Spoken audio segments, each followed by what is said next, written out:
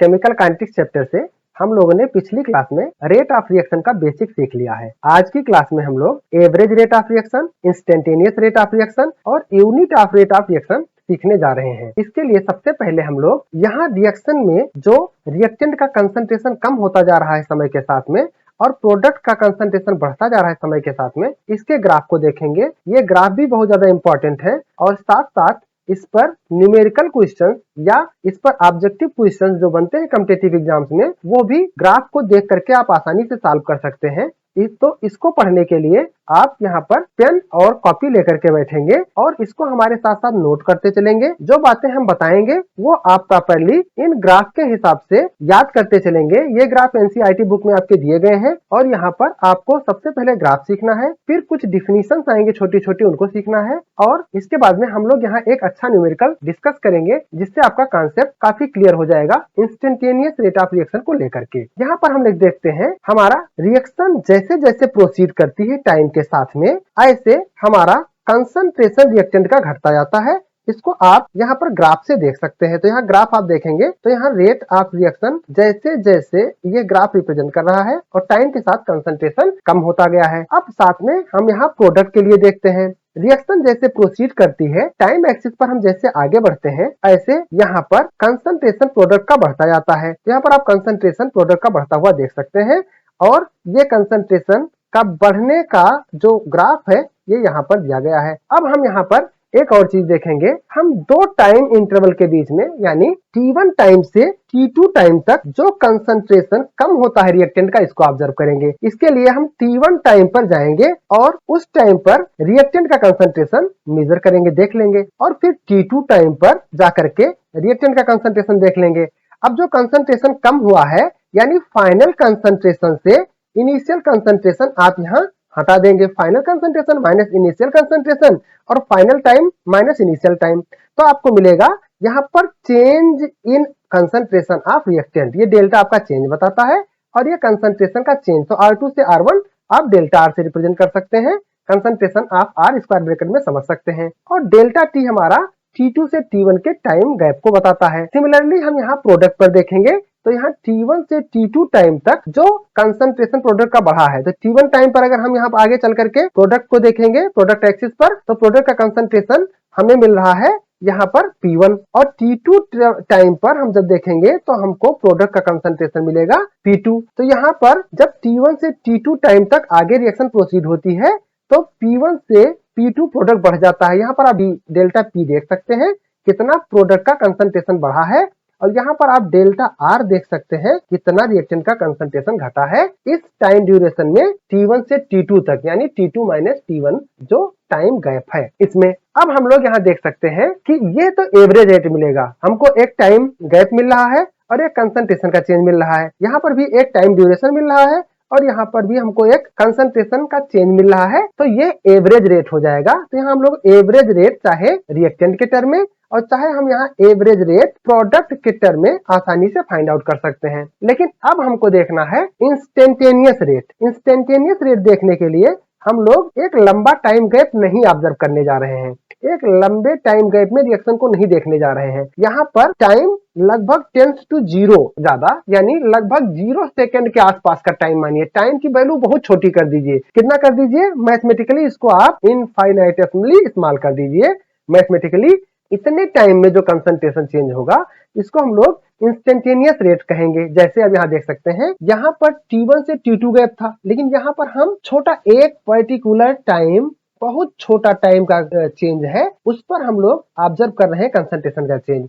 तो यहाँ पर जो हमको मिलेगा ये रेट इंस्टेंटेनियस रेट मिलेगा और ये इंस्टेंटेनियस रेट हमारा एक स्लोप देगा जब हम आगे टेंजेंट ड्रा करेंगे। और ये जो स्लोप मिलेगा, चूंकि कंसंट्रेशन हमारे रिएक्टेंट का घट रहा है तो हमको स्लोप नेगेटिव मिलेगा। यहाँ पर भी एक पर्टिकुलर टाइम पर एक बहुत छोटे से स्मॉल टाइम गैप में, बहुत छोटा स्मॉल टाइम गैप जिसे स्मॉल dt से रिप्रेजेंट करेंगे, यहाँ पर इंस्टेंटेनियस रेट मिलेगा जो प्रोडक्ट के टर्म में प्रोडक्ट का बढ़ता हुआ स्लोप दिखाएगा, यानी पॉजिटिव स्लोप के साथ में हमको ये मिलेगा। अब हम यहाँ पर कंपेयर करते हैं दोनों का इक्वेशन।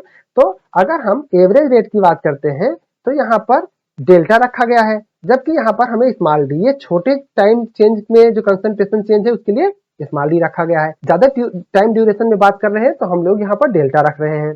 तो चेंज इन कंसंट्रेशन पता चल गया। ऐसे ही प्रोडक्ट के टर्म में change in concentration of product given time duration में, तो हम लोग यहाँ पर हमको ये मिल जाएगा एवरेज रेट। और यहाँ पर स्मॉल कंसंट्रेशन प्रोडक्ट का चेंज हमको देखने को मिलेगा छोटे टाइम ड्यूरेशन में, तो ये इंस्टेंटेनियस रेट होगा। तो चाहे आप रिएक्टेंट के टर्म में या चाहे प्रोडक्ट के टर्म में, आप दोनों में भी इंस्टेंटेनियस रेट और एवरेज रेट का इक्वेशन लिख सकते हैं। अब हम लोग unit of rate of reaction देखने जा रहे हैं। तो सबसे पहले हमें रेट की इक्वेशन पता होनी चाहिए। एवरेज रेट लिखिए या इंस्टेंटेनियस रेट लिखिए। आपको ऊपर मिलता है कंसंट्रेशन का चेंज और नीचे मिलता है टाइम। तो यहाँ पर ऊपर कंसंट्रेशन की यूनिट रख देंगे और नीचे टाइम की यूनिट रख देंगे। तो यहाँ पर हमारा जो यूनिट बनेगा कंसंट्रेशन अपॉन टाइम या कंसंट्रेशन टाइम इनवर्स मिल जाएगा। अब यहाँ पर आप प्रोडक्ट के लिए साथ में देख सकते हैं, यही चीज होगी। अब जनरली हम कंसंट्रेशन मोल पर लीटर में रखते हैं। अगर कंसंट्रेशन मोल पर लीटर में है और टाइम सेकंड में है तो हमारा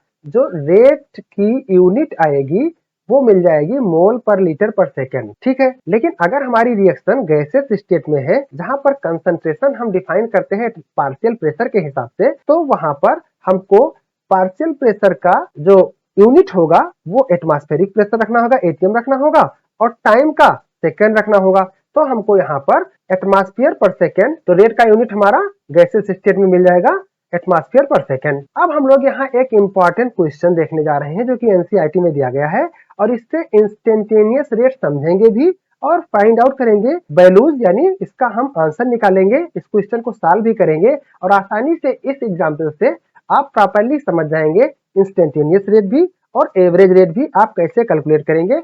इस तरह दिए गए जो डाटा वाले क्वेश्चन है या हमारे ग्राफ वाले क्वेश्चन है उनसे आप कैसे इजिली फाइंड आउट कर पाएंगे।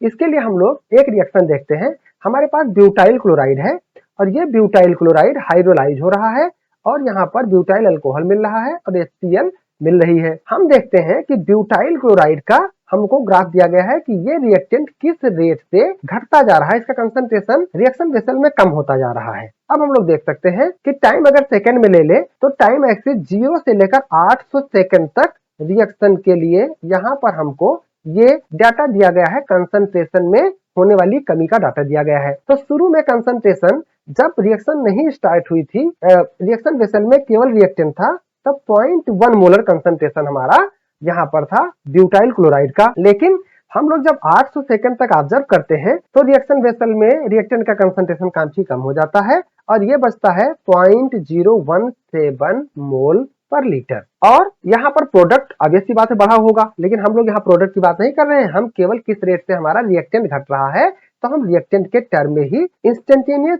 रेट निकालने जा रहे हैं। अब हमको आसानी से देखना है कि जब टाइम हमारा 0 था उस टाइम पर 0.1 मोलर कंसंट्रेशन था हमारे रिएक्टेंट का, लेकिन जब 800 सेकंड हो गया तो 800 सेकंड पर ये देखिए आप 0.02 से थोड़ा कम 0.017 मोल पर लीटर पहुंच गया है। अब हमको निकालना है इंस्टेंटेनियस रेट, निकालना है केवल एक पर्टिकुलर बहुत कम टाइम के लिए, और ये 1 सेकंड पर हम देखते हैं जो 600 वाला सेकंड है वहां पर हम देखने जा रहे हैं। तो चूंकि यहाँ पर हमें एक लंबा टाइम गैप नहीं मिल रहा है तो हम लोग यहाँ पर इस ग्राफ पर एक टेंजेंट ड्रा करेंगे और टेंजेंट एक्सटेंड करेंगे दोनों उस एक्सिस तक जहां पर हमको डाटा मिल रहे हो टाइम के। तो हमें यहाँ पर टेंजेंट ड्रा किया है, यहाँ तक लाए हैं जहाँ 800 सेकंड है, और इधर हम लोगों ने टेंजेंट ड्रा किया है जहां पर 400 सेकंड पर दिया गया टाइम वाला हमें स्केल मिल रहा है। अब हम देख सकते हैं जब 800 सेकंड यानी T2 फाइनल टाइम पे, तो यहाँ पर कंसंट्रेशन अगर देखेंगे तो कंसंट्रेशन